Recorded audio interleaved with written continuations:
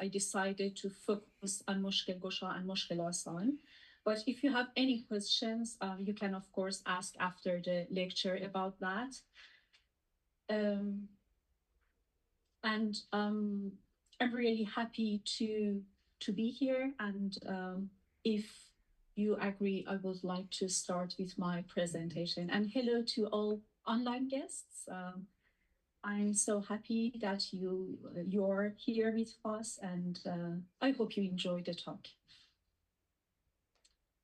When we speak of religious ceremonies, particularly those performed within the fire temples, it is often maintained that the Indian Zoroastrian tradition has preserved ritual practice more conservatively than the Iranian one. This is evident, for instance, in the survival of several major liturgical ceremonies. In India, rituals such as the Yasna, the Videvdat, and the Visprat have continued to be transmitted and performed. The Yasna remains in regular use, while the Videvdat and the Visprat are still carried out on certain occasions. In Iran, by contrast, these ceremonies have largely fallen out of practice, and only an abridged form of the Yasna has survived. This observation raises an important question with regard to Zoroastrian oral literature, which is a highly neglected domain in Zoroastrian studies. Can we similarly argue that the Indian tradition has been more conservative than the Iranian one in preserving older or more authentic forms of oral tradition? Or is the picture in fact more complex? Does the same pattern hold across all genres? Or do different genres follow different patterns of preservation, transformation, and loss? Is it specifically this set of questions that I wish to foreground in this lecture? Before turning to the main argument, let me briefly clarify what I mean by oral literature. By this term, I refer to forms of verbal art transmitted primarily through speech, recitation, memorization, and performance, rather than through writing. It encompasses a broad range of genres, including prayers, hymns, blessings, ritual formulae, narratives, songs, laments, and sayings.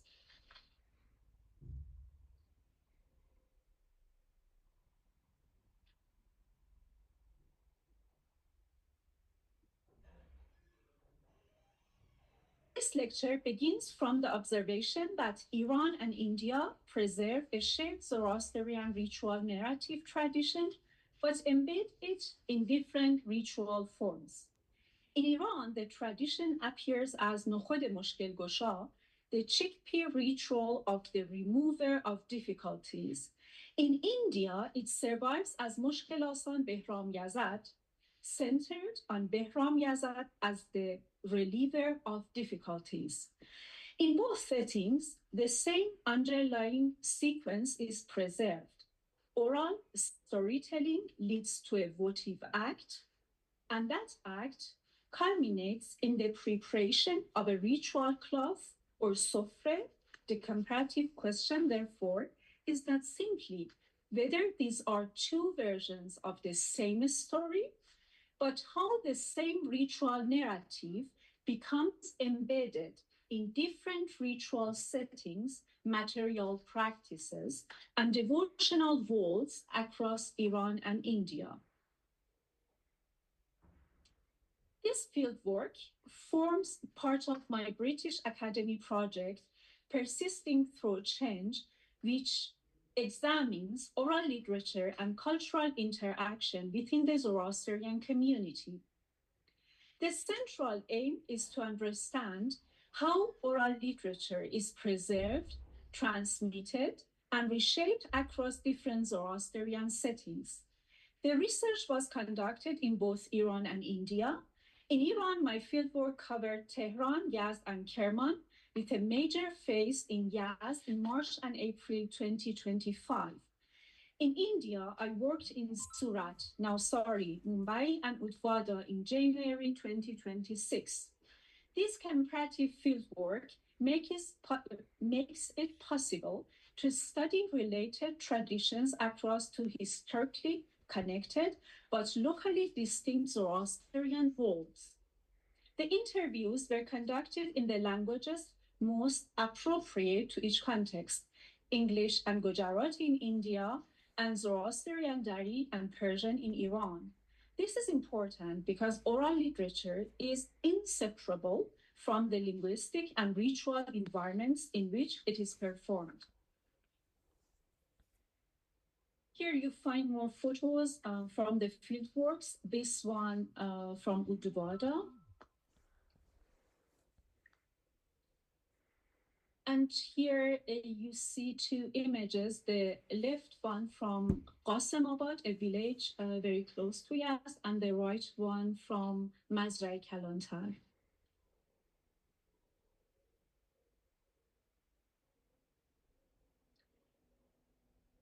I analyzed this tradition through three connected dimensions: narrative, ritual performance, and ritual material culture.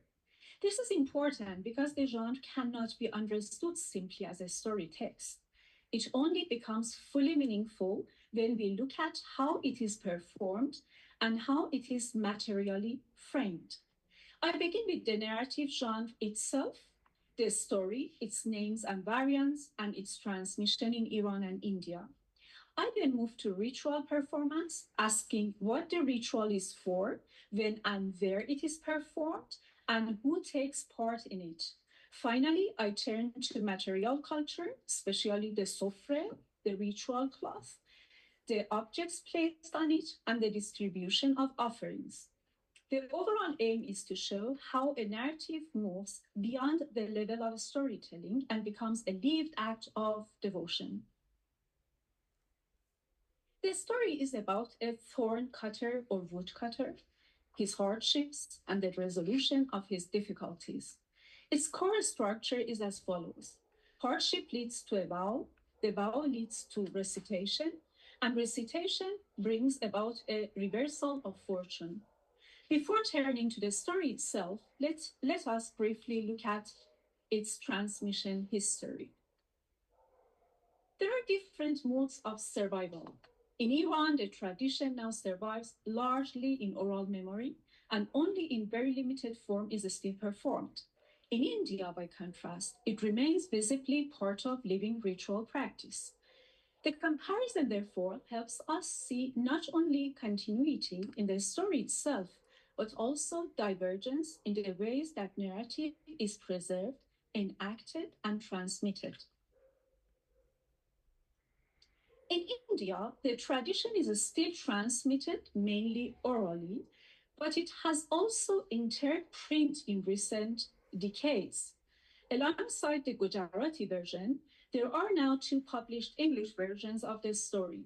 One by Dun Madden and Cyrus Madden, published in 1999.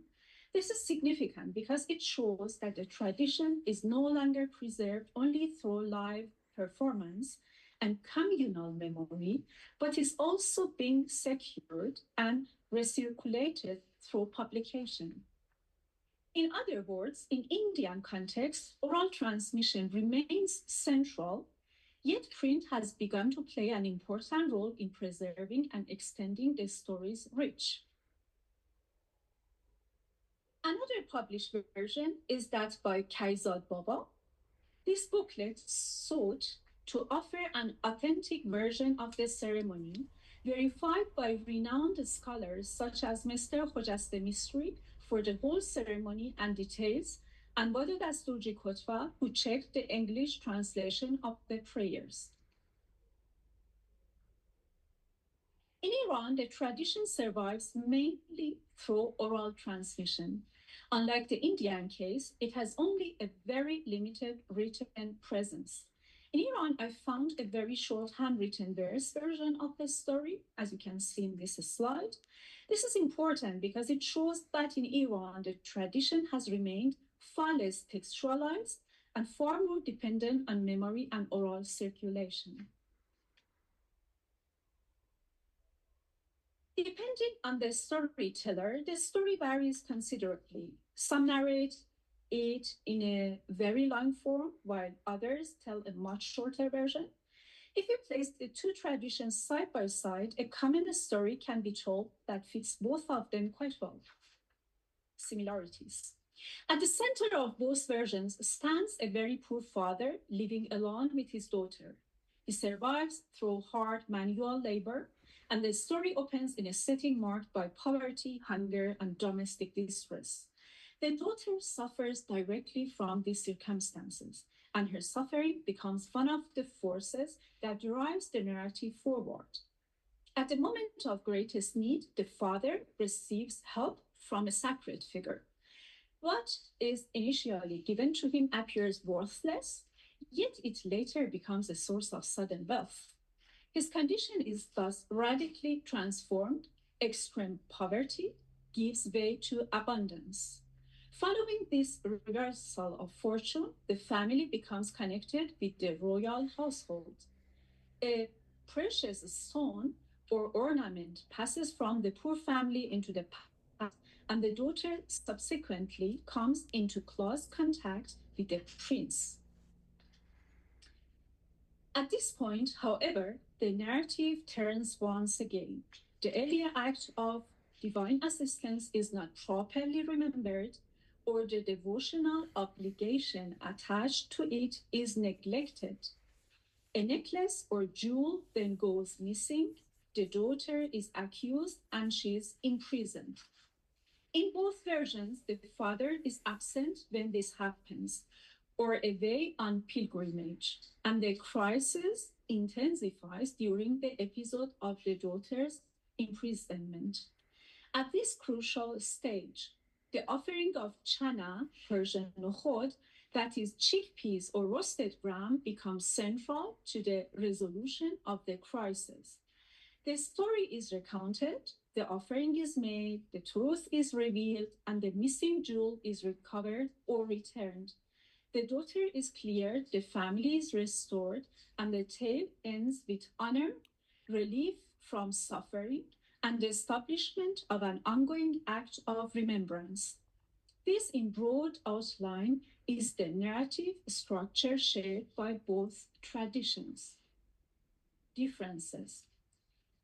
Once one moves from this common framework to the details, the differences between the Iranian and Indian versions become clear.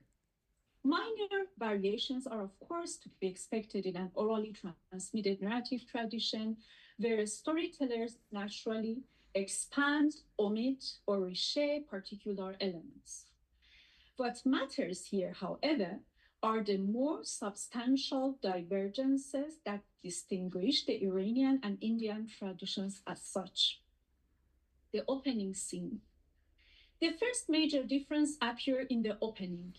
In the Indian tradition, the daughter is tempted by the smell of the neighbor's food and repeatedly goes to their house asking for embers from the atash fire, hoping that she will be invited to eat. The scene is brief and orderly. In the Iranian version, by contrast, the opening is fuller and more concrete. The daughter explicitly says that she smells jigar, liver, or jabul bagul, a liver dish. Her father tells her to go to the neighbor and ask for such things as fire, a sieve, or matches, perhaps in the hope of receiving something to eat as well. She returns not only hungry but humiliated by what she has heard in the neighbor's house. A second difference concerns the father himself as the central figure of the story. In the Iranian tradition, he is usually a thorn cutter, often called Pir Kharkan, whereas in India he appears as a woodcutter. This is not a tribal variation since it reflects a shift in environment. In the Iranian version, he goes out into the Sahara, the open countryside, to gather thorns. In the Indian version, he enters the forest to cut wood. Even at this basic level, the narrative has been reshaped to suit different local and geographical settings. A third and perhaps the most significant difference appears in the scene of divine intervention. In the Indian tradition, the sacred encounter takes place after 3 days of hunger, when five yazats, that is, divine beings, Bahman, Ordibehesh, Meher, Sraush, and Behram, pass through the forest in brilliant white, yellow, and green garments. It is Bahram Yazad who picks up a handful of sand and pebbles and places it in the woodcutter's lap. In the Iranian version, the father instead encounters three mounted figures. In different recensions, they are described as Savar, riders, Sesefid Push, three figures in white, or Sesabs Push, three figures in green. The sacred language surrounding them is less precise and more open ended than in the Indian version. The instructions accompanying the miracle also differ considerably. In the Indian tradition, Behram Yazad tells the man that if this gift relieves his distress, he should recount the entire story and make a humble offering of flowers, chana, sugar, lychee dana, cardamom seeds, and water. In the Iranian version, the condition is framed more explicitly as a recurring obligation. The thorn cutter is told that every month he must take 3 coins for Muškil Gosha, recount the story, and make the offering, otherwise misfortune will return. The most evident difference between the Indian and Iranian traditions lies in the religious framing of the narrative. In the Indian tradition, the sacred helper is explicitly identified as Behram Yazad, and the story is presented as Zoroastrian from the outset. As the title of the narrative itself already suggests, Behram Yazad stands at the center of the narrative's devotional world. In the Iranian version, by contrast, Behram Yazad is entirely absent. Some Iranian recensions even incorporate elements that are non-Zoroastrian or more broadly Islamic in character. Most notably, in one version, the thorn cutter tells his daughter that he is Wajibul Hajj and must therefore travel to Mecca to perform the pilgrimage. These are just a few examples of the differences, but they make it clear that the Indian and Iranian materials represent two versions of the same ritual narrative. Their shared structure points to a deep underlying continuity, while their differences reveal processes of local adaptation in transmission. At the same time, the Indian version recasts the story in a far more explicitly Zoroastrian framework. The sacred helper is identified as Behram Yazad. The encounter includes 5 named Zoroastrian divinities. The woodcutter declares that Ahura Mazda has bestowed blessings upon them, and he resolves to undertake pilgrimage to Zoroastrian peers' shrines. The daughter asked for embers from the Atash, the holy fire, and neighbor rebukes her with the words, "Do you not know that it is sinful to extinguish the holy fire?" This is not merely a narrative detail, but a motive of considerable religious and cultural significance within Zoroastrianism, namely respect for fire by not allowing it to be extinguished. The Indian version, therefore, does not simply preserve the story, it reframes it within a distinctly Zoroastrian devotional world. As already noted, this story is closely tied to a ritual context. I now turn to that ritual setting, with particular attention to the day on which the ritual is performed, its participants, and its purpose. What becomes immediately clear is that the tradition survives very differently in Iran and India. In Iran, the practice is now nearly extinct. Where it is still remembered, it tends to take place in small household gatherings. There is no complete agreement about timing. One group maintains that there is no fixed time restriction, while another associates it specifically with Thursday. In purpose, however, the tradition is quite clear. It is tied to vows, thanksgiving, the fulfillment of wishes, and relief from hardship. In India, by contrast, the ritual remains a living Parsi practice. It is performed on particular days, especially Tuesdays and Friday, and also on Hormaz and Behram Roj. Mostly, Iranian Zoroastrians in India perform it on Tuesdays, and some informants emphasize that it is best performed in the morning during Habangah. Participation can involve both family and the wider community, although it may also take more individual forms. Whereas in Iran, both performers and participants are predominantly female, in India, Muškil may also be performed by men. As in Iran, its central aim is to seek the fulfillment of desires and relief from difficulties. So while the underlying devotional logic remains shared, the two settings differ markedly in vitality, temporal regulation, and social setting. Purity is an important condition of the ritual in both Iranian and Indian context. In both settings, participants are expected to bath and to be physically clean before the ceremony. Women are expected not to be on their period at the time of the ritual. Hair covering is required for participants. The Indian tradition adds one further element, the recitation of the obligatory Kushti prayers before the rituals. The performance itself follows a broadly similar pattern in both Iran and India. In each case, one person recites the story, while the others listen and respond at intervals. In the Indian tradition, the storyteller is usually expected to sit on an east-west axis. In Iran, this response takes the form of bale bale, whereas in India, it is jireji jireji.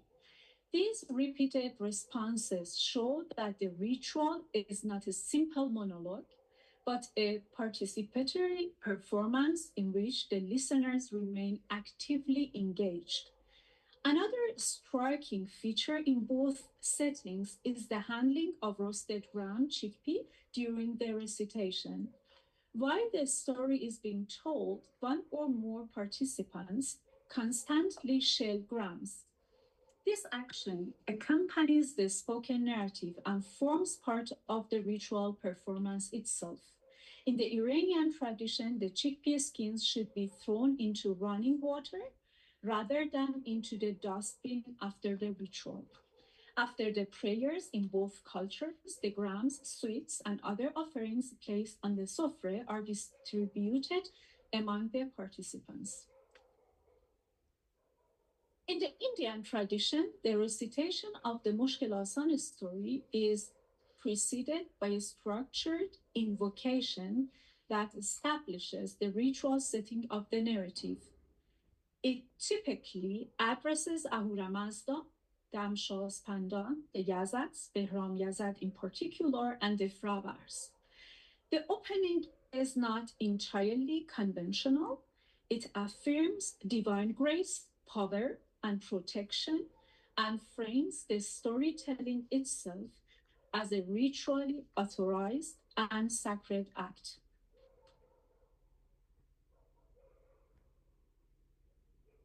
The following prayer is recited after the conclusion of the ritual.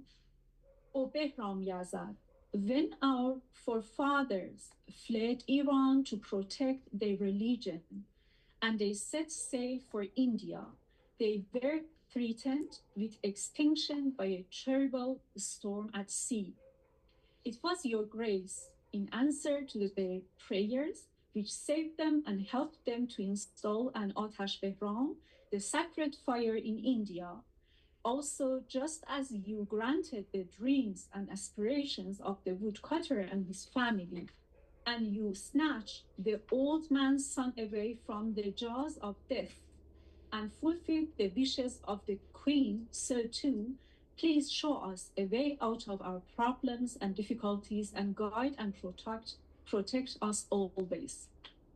And after this, the participants should look at the Divo and think of Ahura Mazda and ask for help in whatever they need.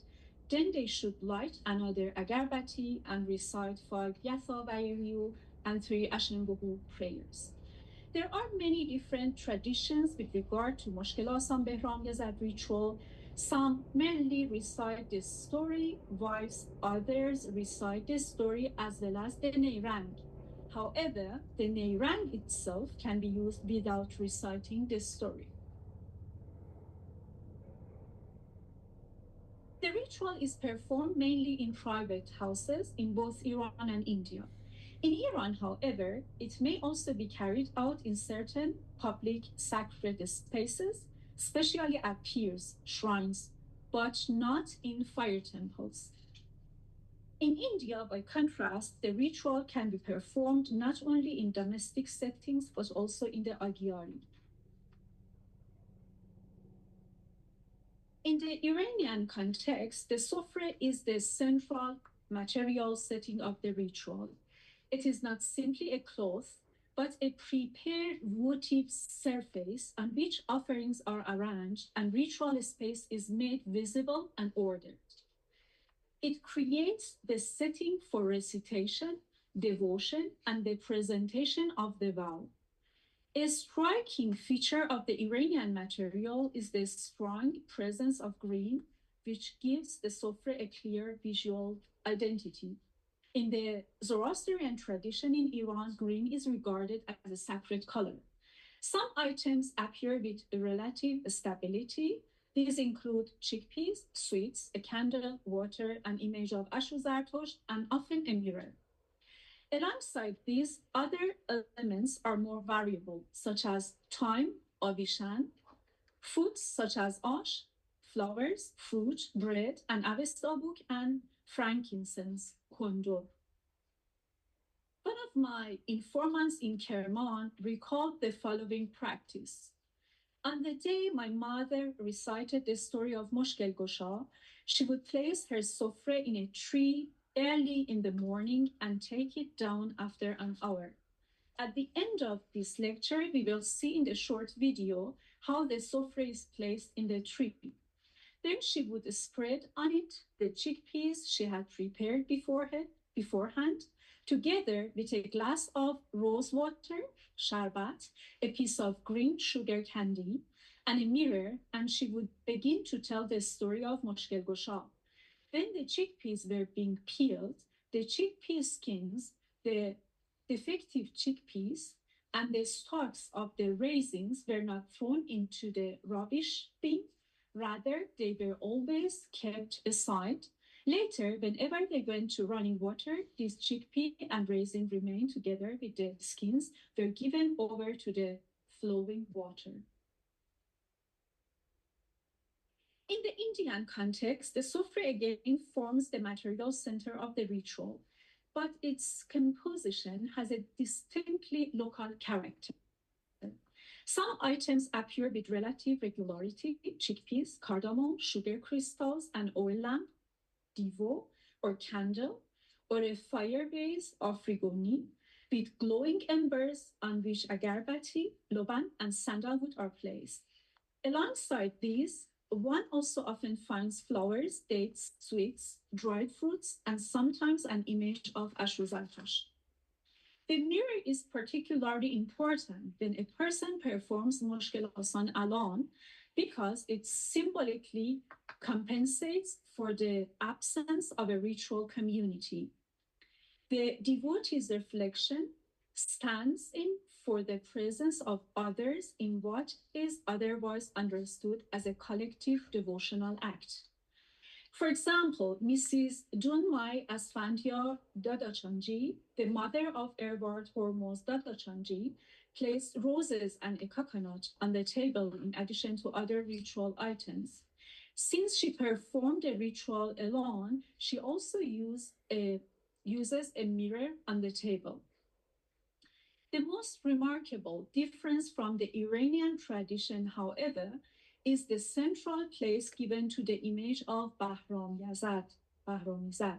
In India, this image is often essential, whereas in the Iranian materials, similar to the story itself, it is entirely absent. Bahramizad, Avestan Berthrakna, Middle Persian Bahram or Bahram, is the Zoroastrian Yazata of victory, the divine force that overcomes resistance, danger, and obstruction. In later devotional practice, he is invoked as a helper in times of hardship. Prayer books describe the Neyrang of Muškil Āsān Behram Yazad as a prayer for strength, success, and victory, and Parsi tradition directly connects the story of Muškil Āsān with Behram Yazad's saving intervention on behalf of the poor woodcutter. That is why his image occupies such a central place in the Indian ceremony. It gives visible ritual presence to the divine being believed to remove problems and reverse misfortune. Another point occasionally mentioned in the Indian tradition is that non-vegetarian food should not be associated with Muškil Āsān Behram Yazad. And once the table has been prepared, the ritual proceeds in a clear sequence. The divo and the agarbati are lit, some loban is placed on the burning embers, and the invocation begins. To illustrate how important the image of Bahramizad is in Indian Zoroastrian culture, I would like to mention a story that I recorded in Mumbai. The following account is based on information provided by Mrs. Daisy Balsara, who lives in New Caricat Colony in Mumbai, and was kindly introduced to me by Edward Hormoz Dadachanji. She spoke about her childhood and about the image of Bahramizad shown on this slide. She said, in my childhood, our family was going through a very difficult time.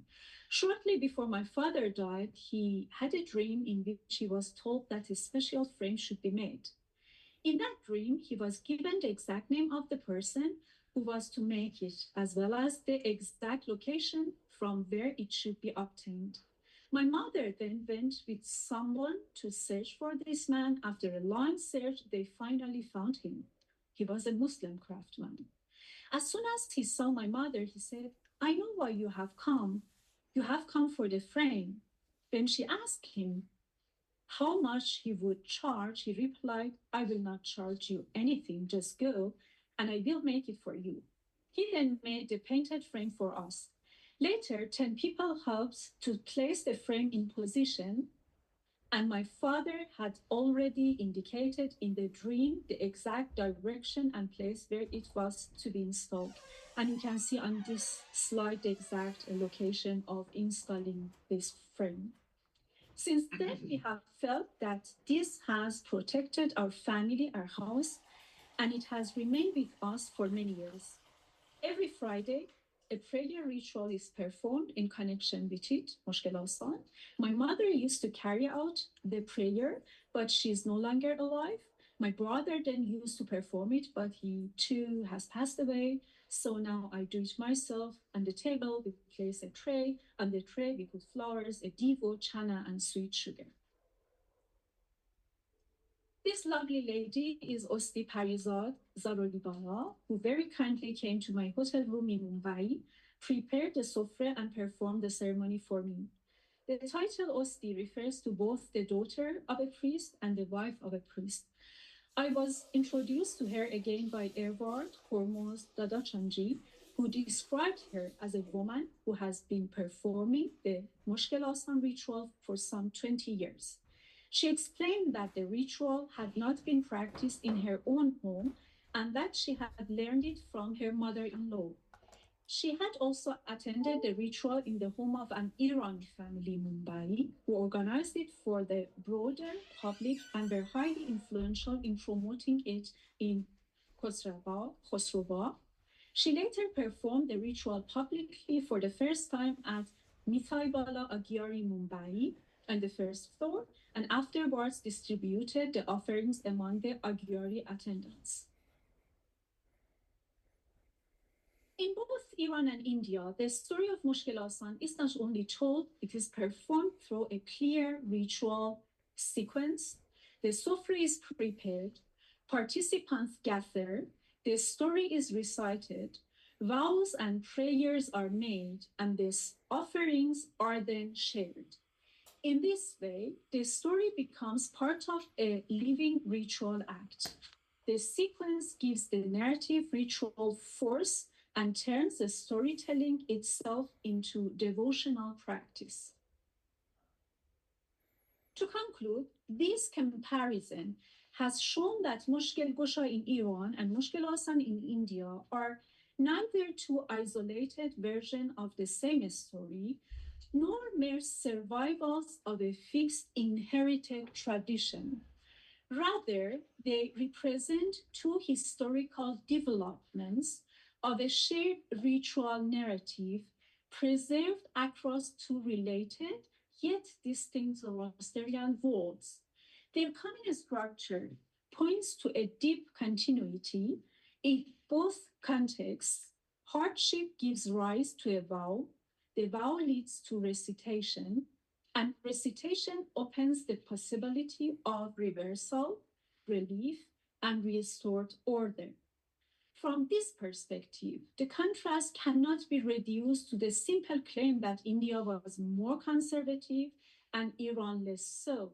The evidence suggests something more specific, different modes of ritual embedding, and therefore different modes of preservation. In India, the narrative remained more visibly ritualized, more publicly sustained, and more explicitly articulated within a distinctly Zoroastrian devotional framework. Behram Yazad stands at the center. Ritual timing is more clearly regulated. Pre and post ritual acts and prayers are more elaborate, and the arrangement of the sofra gives the ceremony a strong visual and theological coherence.